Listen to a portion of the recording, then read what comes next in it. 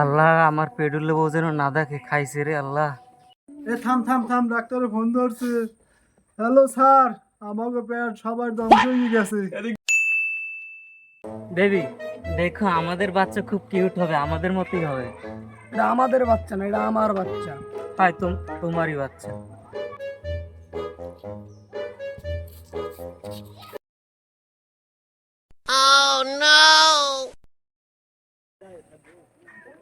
আল্লাহ আমার পেডুলে বউ যেন না দেখে খাইছে রে আল্লাহ। কিরে তুমি আমার চোখ চেপে ধরছো, আমি তো উষ্ট খেয়ে পড়ে যাবো। আল্লাহ জানে বাঘের বই হেনি রাখতে হয় আল্লাহ। আমি আম খামু। তোমার আম খাওয়া লাগবে না, লাও তোমার আমি কিনে দিই মামলাও। সেটা বাঙ্গাসা এত স্বাদ আমি আমার জরিনা কাছ থেকে পাই না।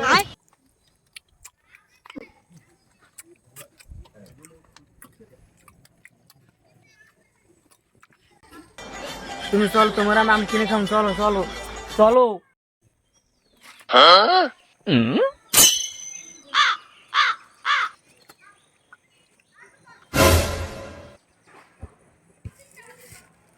চলো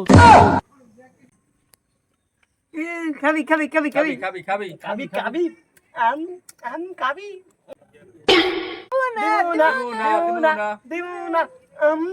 কি তুমি যাবা না? আরে না, আমি আম খামু। ওরে চুপ মারা তোরা কালা দমছে মন চাউলি এলাম কিন্তু।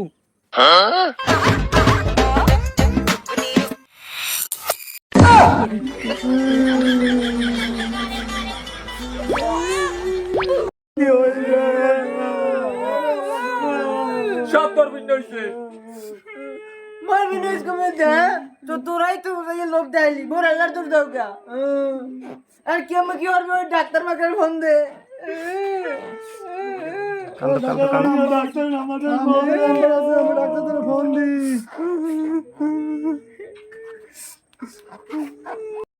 থাম থাম থাম, ডাক্তারে ফোন ধরছে। হ্যালো স্যার, আমাকে পেট সবার ধ্বংস হয়ে গেছে। এদিক দে ওদিক দে। হ্যালো স্যার, আমাকে সবার জীবন ধ্বংস হয়ে গেছে, আমাদের পেট ফুলে গেছে। এখন করবো কি স্যার? আচ্ছা তোমাদের পেট ফোলার কারণটা কি আমি জানতে পারি? হয় স্যার, হয় স্যার। গেছে কালকে একটা মহিলারে আম খাইয়ে মহে পানি উঠেছিলাম স্যার।